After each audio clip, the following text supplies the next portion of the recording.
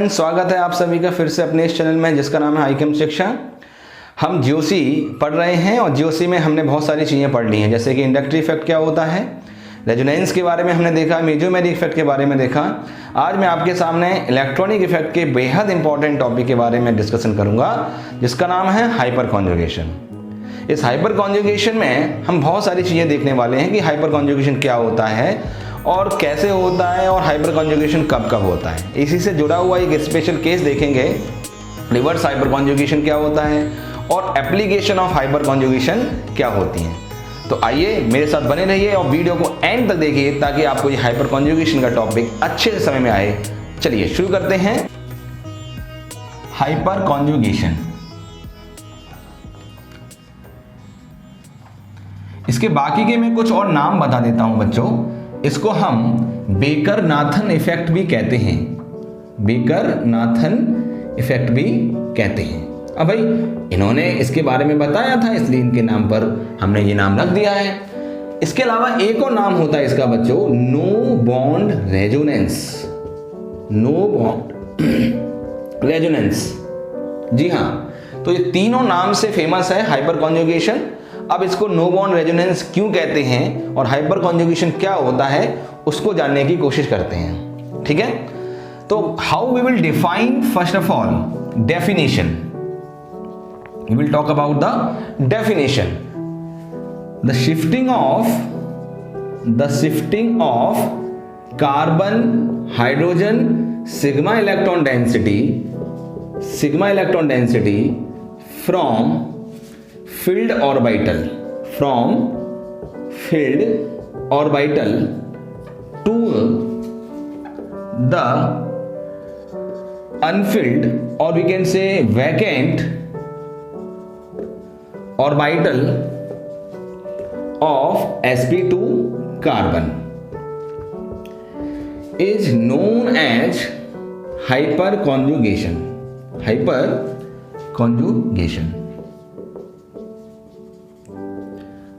अभी तो मैंने बच्चों आपको सिर्फ डेफिनेशन बताई है, अभी मैं इसको एक्सप्लेन करूंगा तरीके से कुछ एग्जांपल्स लेके।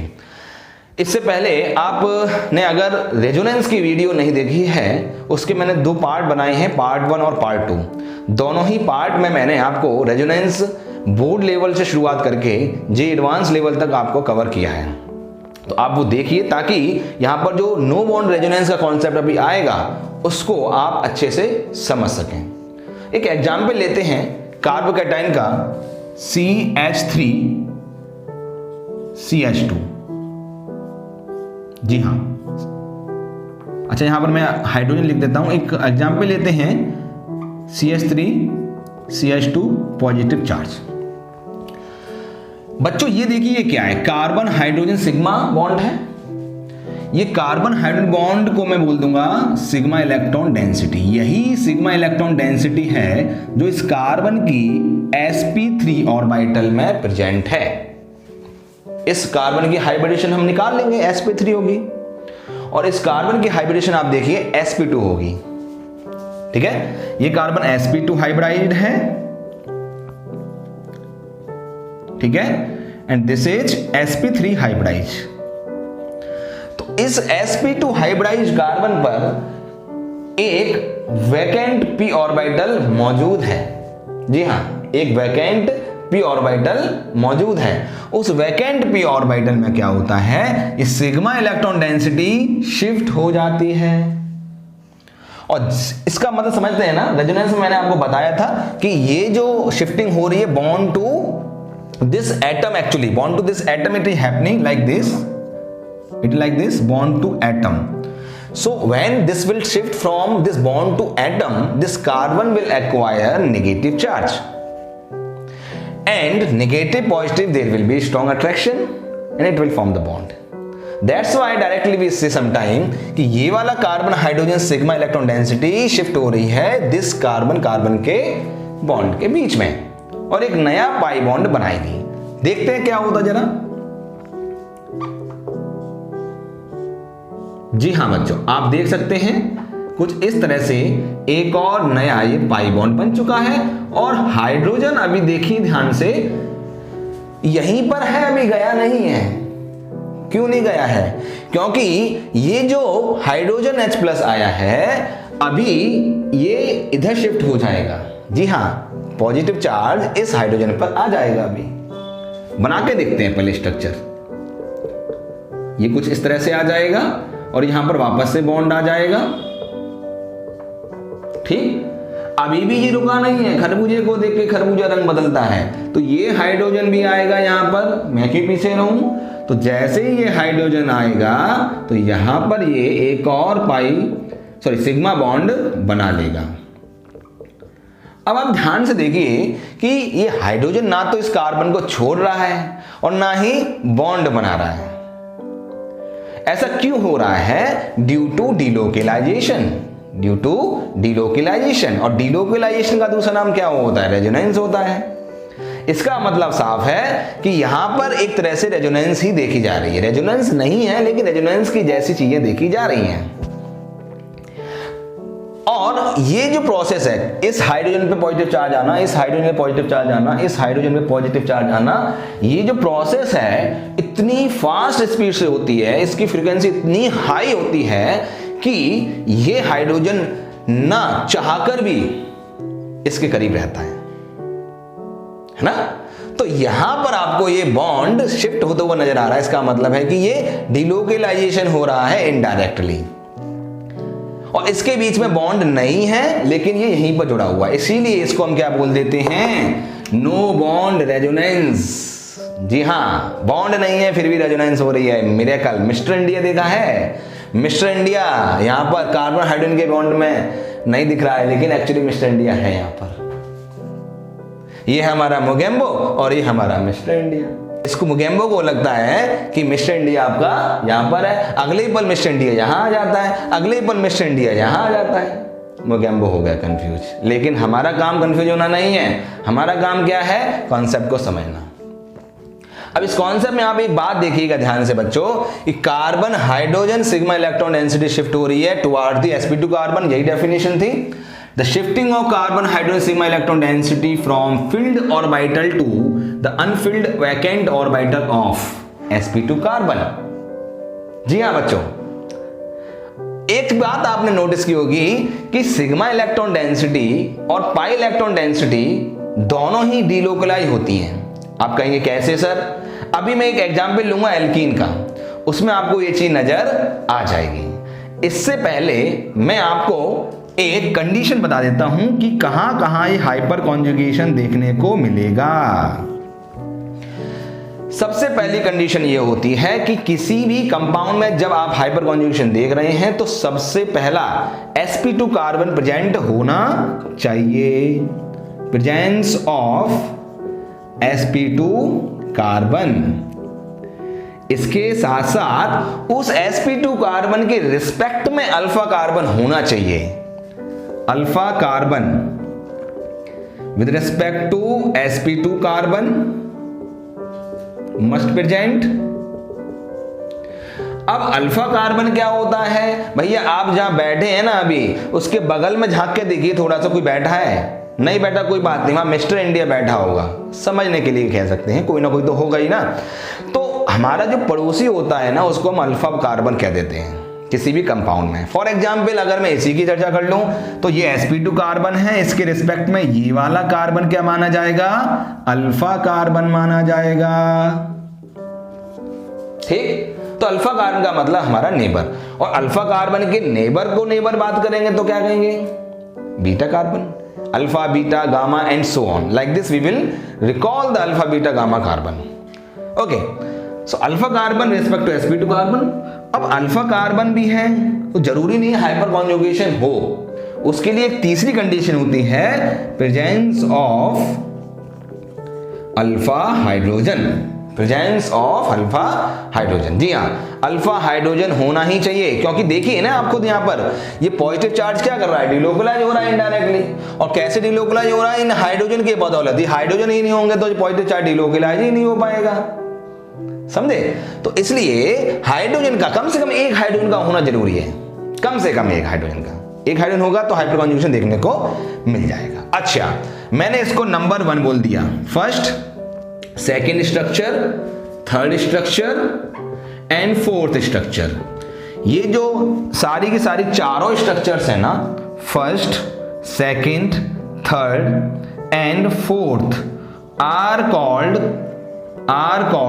Hyper conjugative structure, hyperconjugating structure, या फिर हम इसको कैनोनिकल स्ट्रक्चर भी कह देते हैं, कैनोनिकल स्ट्रक्चर्स।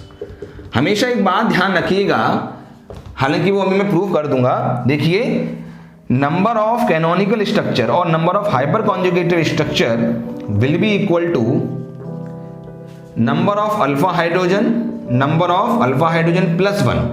यहां पे अल्फा हाइड्रोजन कितने हैं? 1 2 3 अल्फा हाइड्रोजन है, तो 3 + 1 यानी कि 1 2 3 4 4 स्ट्रक्चर बनी। तो देखिए number of hyper conjugate structure कितनी होंगे हमेशा? Number of alpha hydrogen plus 1। तो बच्चों ये हाइपर कॉन्जुगेशन का कॉन्सेप्ट मैंने बताया इन केस ऑफ कार्बोकैटाइन। अब मैं आपको बताऊंगा इन केस ऑफ एल्कीन। अभी मैं पूरा कॉन्सेप्ट समझा रहा हूं, कंडीशन बता दी है मैंने, डेफिनेशन समझा दिया है, एग्जांपल मैं ले रहा हूं किसका? कार्बोकैटाइन का। अब एग्जांपल लूंगा एल्कीन का, फिर एग्जांपल लूंगा फ्री रेडिकल का, तब मैं आऊंगा इसके कुछ स्पेशल केसेस पर।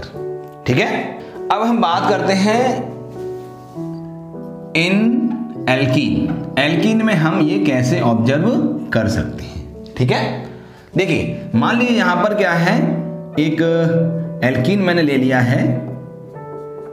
ठीक है, ये कुछ एल्कीन है इस तरह से, CH double bond CH2, right. आप यहां पर देख सकते हैं ध्यान से कि ये वाला जो कार्बन है, ये वाला कार्बन, ये sp2 कार्बन है। इस sp2 कार्बन के रिस्पेक्ट में ये वाला कार्बन क्या है? अल्फा कार्बन है, पड़ोसी बताया था मैंने। तो ये जब अल्फा कार्बन है, इसके पास अल्फा हाइड्रोजन भी है। ये carbon hydrogen sigma electron density इसकी वैकेंट p ऑर्बिटल में शिफ्ट होगी और क्या होगा, ये कुछ इस तरह का बॉन्ड बना लेगी यहां पर। क्योंकि इस कार्बन पे 5 बॉन्ड हो जाएंगे ना बच्चों, 1 2 3 4, अब अभी जो 5वां बनेगा पाई बॉन्ड। तो जिस वजह से ये वाला इलेक्ट्रॉन क्या होता है, ये वाला बॉन्ड पेयर क्या होता है, इस कार्बन पे शिफ्ट हो जाता है और आपकी जो हाइपर कॉन्जुगेटिव स्ट्रक्चर बन जाती है वो कुछ इस तरह की बन जाती है।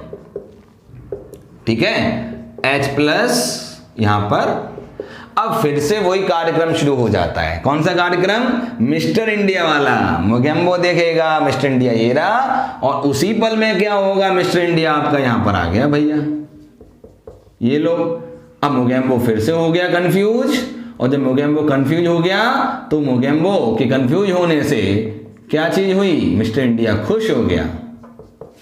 नहीं, अब क्या होगा, मोगेम्बो इधर देखा तो अब तक इतनी देर में पलक झपकते ये इधर आ गया, और जैसे ही ये इधर आया तो क्या हुआ, ये कुछ इस तरह का स्पीसीज बना लिया।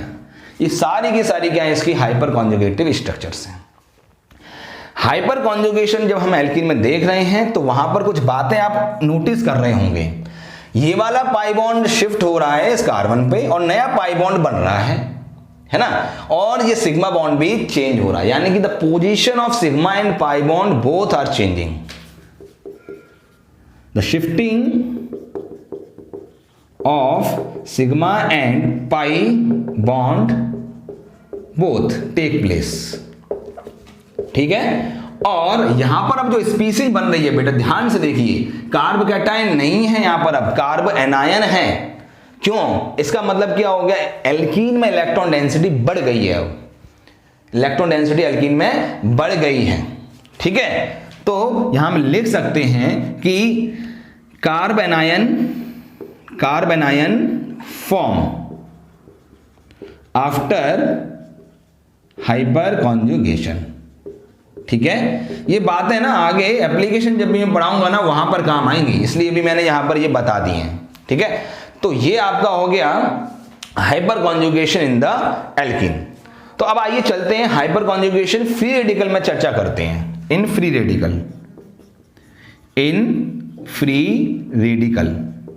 ठीक है बच्चों, फ्री रेडिकल के केस में मैंने एक एग्जाम्पल ले लिया, ये वाला ही सेम एग्जाम्पल ले लिया। फ्री रेडिकल हम सभी जानते हैं, नहीं क्या होता है फ्री रेडिकल, जिसपे एक ऑड इलेक्ट्रॉन होता है। रिएक्शन इंटरमीडिएट के बारे में मैंने आपको अभी नहीं बताया है। जैसे GOC1 खत्म होगा मैं GOC2 शुरू करूंगा, जिसमें रिएक्शन इंटरमीडिएट और रिएक्शन मैकेनिज्म का एक डिटेल्ड पोर्शन आपको देखने को मिलेगा। ठीक है, चलिए अब होगा क्या बेटा, ये वाला शिफ्ट इधर होगा और ये शिफ्ट इधर होगा, होमोलिसिस होने वाली है यहां पर। अब आप कहेंगे होमोलिसिस क्या होती है? होमोलिसिस हेटेरोलिसिस के बारे में मैंने आपको GOC के पहले लेक्चर में बताया है, कैसे बॉन्ड ब्रेक हो सकता है। तो जाइए उस वीडियो को देखिए और समझिए होमोलिसिस और हेटेरोलिसिस क्या होती है। अगर आपके पास टाइम नहीं है तो मैं आपको बता देता हूं, होमोलिसिस का मतलब होता है कि इक्वल डिस्ट्रीब्यूशन हो जाना इलेक्ट्रॉनों का। एक बॉन्ड में 2 इलेक्ट्रॉन होते हैं तो दोनों इलेक्ट्रॉन अपने अपने एटम की तरफ चले जाएंगे, कोई लड़ाई झगड़ा नहीं। तो यहां पर जैसे ये काम होगा तो यहां फ्री रेडिकल एक और बनेगा और ये इसको देख के बॉन्ड बनाने की कोशिश करेगा। जैसे ही ये बॉन्ड बनाएगा एक नया पाई बॉन्ड बन गया और हाइड्रोजन बेचारा अकेला रह जाएगा। अकेला नहीं है ये, इसको साथ देने के लिए एक और अपना क्या आ गया, हाइड्रोजन आ चुका है और ये फिर से वही काम शो करेगा जो कार्बोकैटायन और एल्कीन में अभी देखने को मिल रहा था। ये फिर से इधर आया और एक क्या होगा, कुछ इसका इधर चला जाएगा, ये बन जाएगा कुछ इस तरह की स्ट्रक्चर। बड़ा आसान सा है नहीं? चलिए, तो ये हाइपर कॉन्जुगेशन हम देख रहे हैं फ्री रेडिकल में। तो मैंने आपको हाइपर कॉन्जुगेशन का कॉन्सेप्ट समझा दिया। अब इसका कुछ स्पेशल केस देखता हूं जिसका नाम है reverse hyperconjugation. So we will write here the phenomena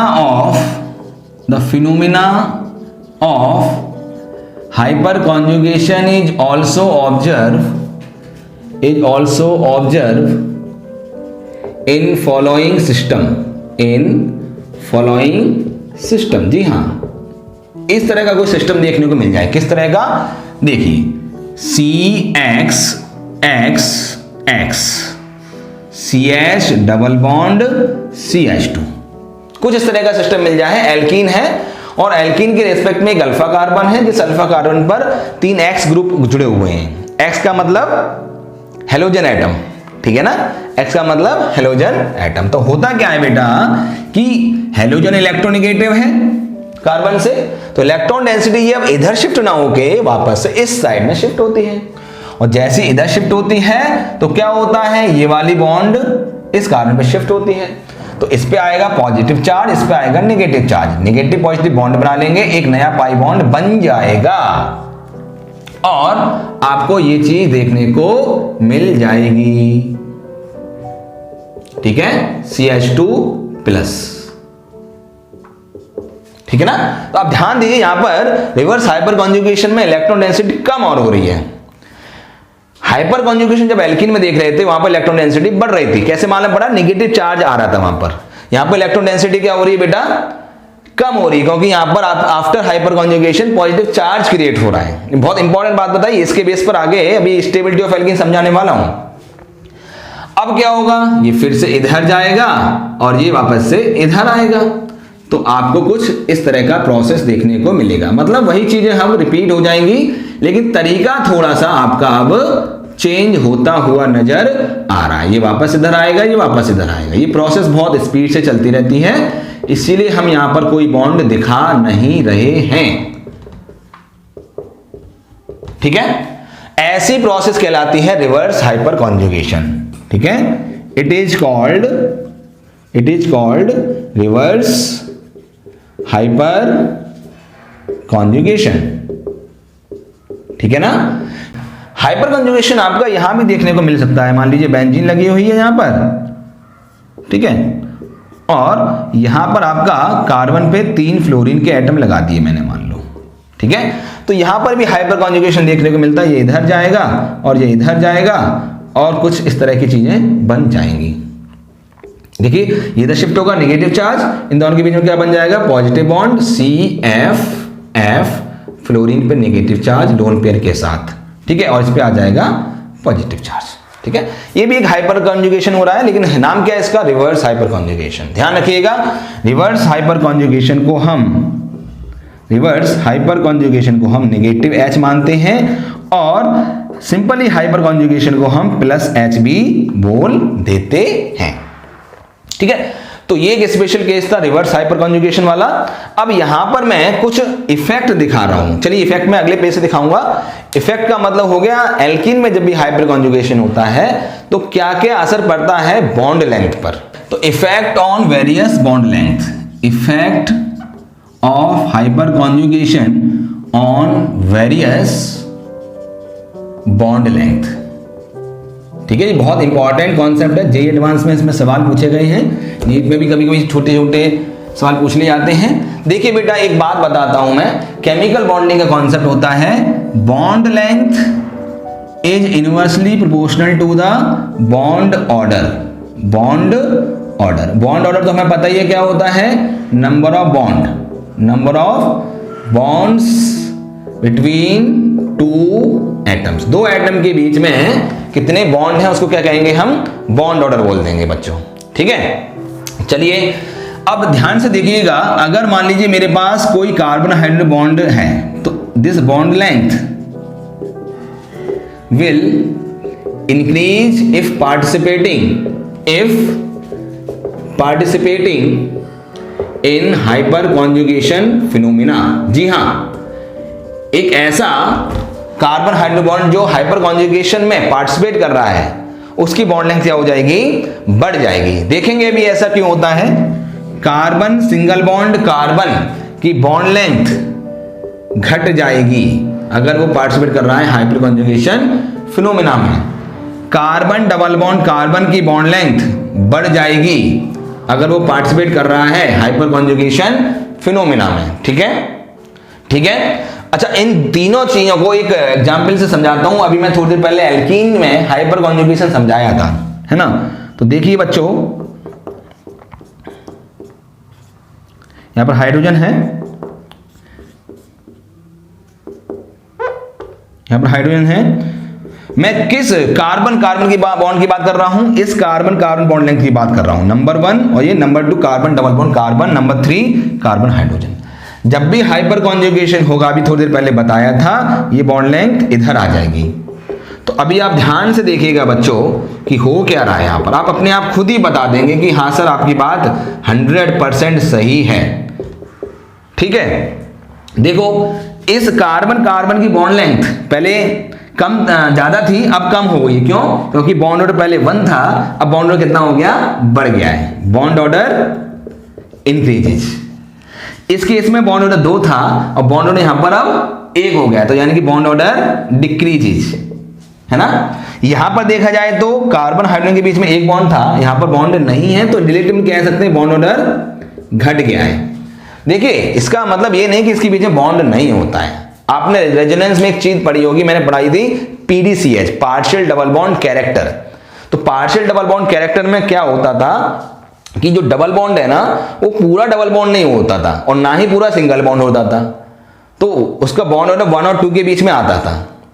ठीक है, इसलिए उसको अपन ने पीडीसीएच बोला हुआ है। इसका मतलब ये नहीं कि बॉन्ड नहीं है, वो डैश डैश लाइन से शो करते थे, वो क्या था, पीडीसीएच ही था।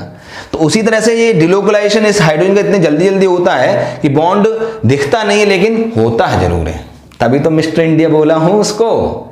ठीक है, चलिए तो ये हो गया इसके effect on various bond length.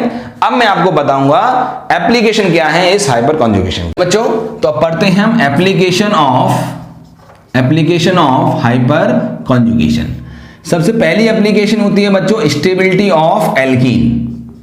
Stability of alkene, ये स्टेबिलिटी ऑफ एल्कीन को मैं समझाता हूं, बहुत इंपॉर्टेंट टॉपिक है बेटा। जब भी हम किसी एल्कीन की बात करते हैं ना, तो देखो एल्कीन का एक सिंपलेस्ट एग्जांपल ले लिया, CH2 डबल बॉन्ड CH2। इसकी रिएक्शन मुझे हाइड्रोजन से करानी है ताकि ये कन्वर्ट हो जाए कंप्लीटली सैचुरेटेड कंपाउंड में। ठीक है, ये प्रोसेस क्या कहलाती है, हाइड्रोजनेशन ऑफ एल्कीन। क्या कहलाती है, हाइड्रोजनेशन ऑफ एल्कीन, क्योंकि हाइड्रोजन मॉलिक्यूल जुड़ रहा है ना। और इसके करस्पॉन्डिंग एक एंथैल्पी रिलीज होती है, एनर्जी रिलीज होती है, जिसको मैं एंथैल्पी ऑफ हाइड्रोजनेशन बोल देता हूं। ठीक है, कोई दिक्कत नहीं यहां तक। डेल्टा एच हाइड्रोजनेशन हमेशा क्या आएगी, नेगेटिव ही आएगी। अब हो क्या रहा है यहां पर, जितना ये एल्कीन स्टेबल होगी, जितना ये एल्कीन स्टेबल होगी उतना ही देर से ये रिएक्शन होगी। और उतना ही कम हीट ऑफ हाइड्रोजनेशन प्रोड्यूस होगी। अब स्टेबिलिटी डिपेंड किस पे करती है? स्टेबिलिटी डिपेंड करती है मोल नंबर ऑफ अल्फा हाइड्रोजन, क्योंकि जितने अल्फा हाइड्रोजन होंगे उतना ही क्या होगा, पाई इलेक्ट्रॉन डेंसिटी डिलोकलाइज होगी और एल्कीन पे इलेक्ट्रॉन डेंसिटी बढ़ेगी। ठीक है ना, अभी देखा था अपन एल्कीन में हाइपर कॉन्जुगेशन हो रहा था तो नेगेटिव चार्ज आ रहा था कार्बन पर, तो उसी तरीके से क्या होगा यहां पर भी इलेक्ट्रॉन डेंसिटी जब बढ़ेगी तो हाइपर कॉन्जुगेशन ज्यादा शो होगा, तब बढ़ेगी, कहने का मतलब है।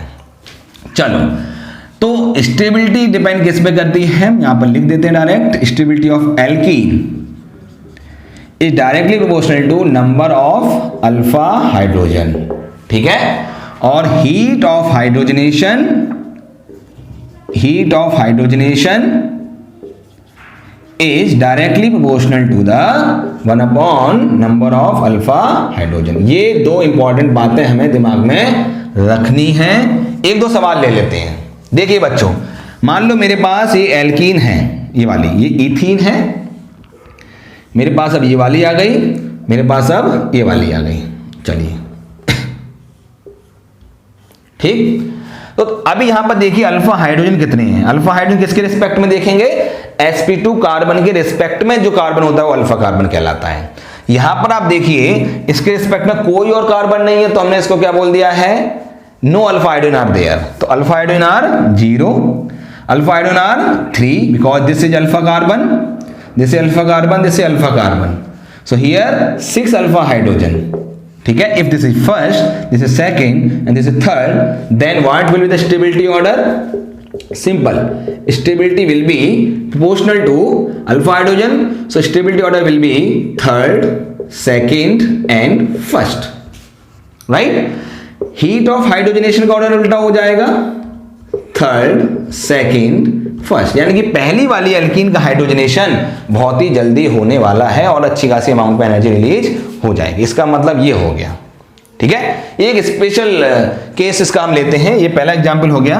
दूसरा एग्जांपल हम लेते हैं, मान लीजिए मेरे पास ये 3 एल्कीन दी हुई है, मान लीजिए ये वाली दी हुई है, एक ये वाली दी हुई है और एक आपको मान लीजिए ये वाली दी हुई है ना, ये वाली दी हुई है। तो ध्यान से देखिएगा, अल्फा हाइड्रोजन तीनों ही एल्कीन में 6 ही मिलेंगे। अब आप हो जाएंगे कंफ्यूज, आप कहेंगे सर इसमें तो अल्फा हाइड्रोजन बराबर है, तो अब हम कैसे चेक करेंगे कौन सी एल्कीन स्टेबल होगी और कौन सी एल्कीन स्टेबल नहीं होगी? कोई दिक्कत वाली बात नहीं है, आप इसकी हाइपर कॉन्जुगेटिव स्ट्रक्चर बनाइए और स्टेबिलिटी ऑफ कार्बोनाइन को चेक कर लीजिएगा। ठीक है ना, स्टेबिलिटी ऑफ कार्बोनाइन के बारे में मैंने फिलहाल नहीं बताया है, इस लेक्चर के बाद मैं जल्दी ये सारी चीजों को डिस्कस करने वाला हूं। ठीक है, फिलहाल मैं यहां पर आपको बता देता हूं, this is basically trans alkene, this is basically cis alkene. तो सिस और ट्रांस में स्टेबल कौन सी होगी? ऑब्वियसली ट्रांस ज्यादा स्टेबल होगी। क्यों? क्योंकि यहां पर 2 बल्की ग्रुप लगे हुए हैं, इन दोनों में क्या होगा, अच्छा खासा रिपल्सन होगा, लड़ाइयां होंगी, और लड़ाइयां होती है तो रिश्ते टूट जाते हैं। ऐसा है, कभी कभी पॉसिबल है, अंडरस्टैंडिंग बनती है, बहुत ज्यादा वो जरूरी, लेकिन ऐसे केस में अंडरस्टैंडिंग नहीं बन पाएगी। इन दोनों के बीच में रिपल्सन होगा अच्छा खासा, और जब रिपल्सन होगा तो क्या होगा, स्टेबिलिटी बढ़ जाएगी, घट जाएगी। ठीक है, इस केस में स्टेबिलिटी बढ़ जाएगी। अब हमें कैसे मालूम पड़ेगा कि सर सिस और ट्रांस पहली वाली से ज्यादा स्टेबल है या फिर कम स्टेबल है? उस केस में हम क्या करेंगे, इसकी हाइपर कॉन्जुगेटिव स्ट्रक्चर बना लेंगे। इसको अपन ऐसे लिख सकते हैं, ठीक है, इसको हम ऐसे लिख सकते हैं, ओपन स्ट्रक्चर बना लिया, ये CH3। जब भी हाइपर कॉन्जुगेशन होगा तो क्या होगा, ये इधर जाएगा, ये इधर जाएगा और बन जाएगा आपका CH2C double bond CH H और H, ये CH3 ऐसे रहेगा, यहां पर आ जाएगा नेगेटिव चार्ज। और अगर मैं कोई सिस ट्रांस में से ले लेता हूं, मान लीजिए यहां पर मैंने सिस ट्रांस ले लिया, hydrogen hydrogen hydrogen carbon CH double bond CH, यहां पर मैंने ले लिया, चलो ये सिस ले लिया, ट्रांस ले लिया, चलो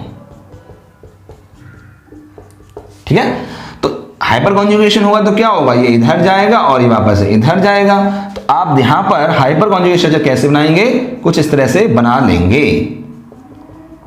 ठीक है, यहां पर डबल बॉन्ड CH नेगेटिव और यहां पर आपका आ जाएगा CH3। चलो ऐसे बना दिया। तो आप ध्यान से देखिएगा, यहां पर प्राइमरी कार्बोनाइल बन रहा है, यहां पर सेकेंडरी कार्बोनाइल बन रहा है।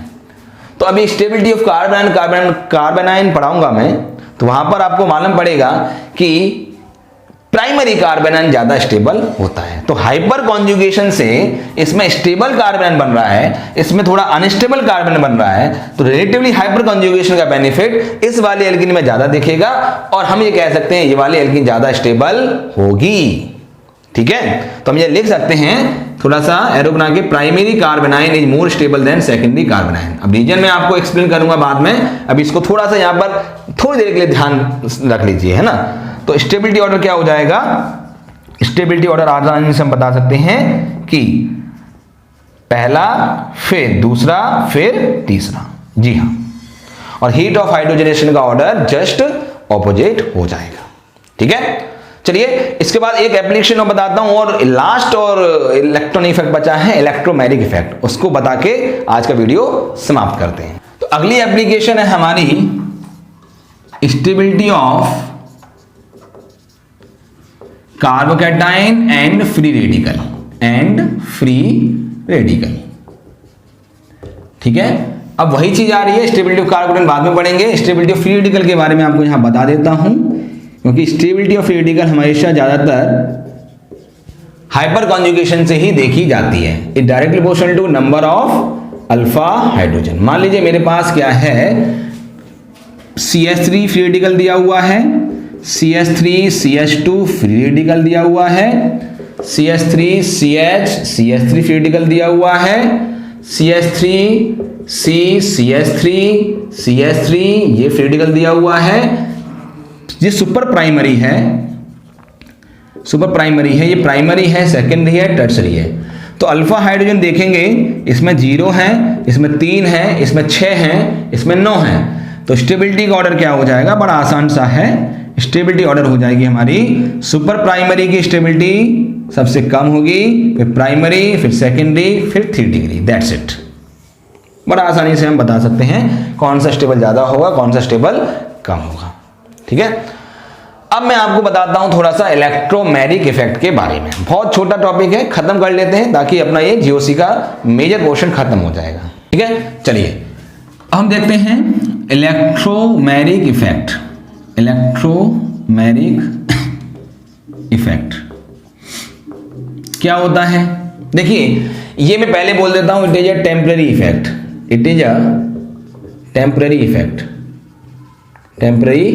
इफेक्ट, इंडक्टिव इफेक्ट ऐसा इफेक्ट था जो परमानेंट इफेक्ट था। टेम्पररी का मतलब हो गया कि ये हमेशा नहीं रहेगा। तो होता क्या, पहले समझते हैं, the delocalization of pi electron density towards और away from the carbon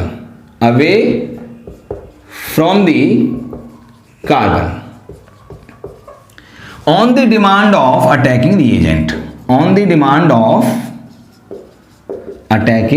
reagent, is called electromagnetic effect। बड़ा सिंपल सा है ना, कोई कॉम्प्लिकेटेड नहीं है, आसानी से समझ में आ जाएगा बेटा। देखते हैं जरा, ये दो तरह का होता है। नंबर 1 होता है हमारे पास -E इफेक्ट, और दूसरा होता है हमारे पास +E इफेक्ट। समझते हैं, 2 एग्जाम्पल लेंगे और अपना ये इलेक्ट्रोमैग्नेटिक इफेक्ट समझ में आ जाएगा। जैसे मान लीजिए मेरे पास ये वाला एल्कीन है, एल्कीन नहीं है, कार्बोनिल ग्रुप है, और कोई मेरे पास न्यूक्लियोफाइल अप्रोच कर रहा है, तो होगा क्या। अच्छा, दूसरे केस में क्या कर लिया मैंने, ये एक एल्कीन कंसीडर कर लिया यहां पर, और कोई इलेक्ट्रोफाइल अप्रोच कर रहा है, तो होगा क्या बच्चों कि न्यूक्लियोफाइल क्या है, इलेक्ट्रॉन रिच स्पीसीज है, अटैकिंग रिएजेंट के बारे में पढ़ा चुका हूं मैं। तो ये इलेक्ट्रॉन डेंसिटी ऑक्सीजन पे शिफ्ट होगी, और जैसे ये शिफ्ट होगी ऑक्सीजन पे, इस पे आएगा पार्शियल पॉजिटिव चार्ज, और न्यूक्लियोफाइल अटैक कर लेगा, और क्या बना लेगा, कुछ ये वाली स्पीसीज बना लेगा।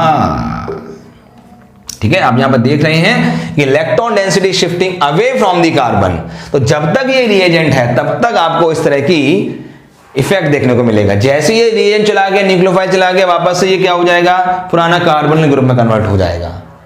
ठीक है, इस तरह के इफेक्ट को हम कहते हैं minus E effect, electron density shift away from the carbon, shift away from the carbon. ये बात हम कह सकते हैं, उसको हम क्या कहेंगे, माइनस ई इफेक्ट। यहां पर इलेक्ट्रोफाइल नेगेटिव चार्ज पर अटैक करेगा, क्योंकि इलेक्ट्रोफाइल वो स्पीसीज होती हैं जहां पर इलेक्ट्रॉन डेंसिटी कम देखने को मिलती है। तो ये मान लीजिए यहां पर अटैक कर रहा है, ये कब करेगा, जब ये इलेक्ट्रॉन डेंसिटी कार्बन की तरफ अटैक करेगी। तो ये आपका कुछ इस तरह से बन जाएगा। ठीक है, और यहां पे आ जाएगा पॉजिटिव चार्ज। तो यहां पे लिख सकते हैं electron density shift toward the carbon. ठीक है, दैट्स इट। तो आज का लेक्चर में मैंने आपको हाइपर कॉन्जुगेशन कवर कराया, रिवर्स हाइपर कॉन्जुगेशन पढ़ा दिया, एप्लीकेशन पढ़ा दी, इफेक्ट पढ़ा दी हाइपर कॉन्जुगेशन के। One of the most important topic माना जाता है बच्चों जीओसी का ये।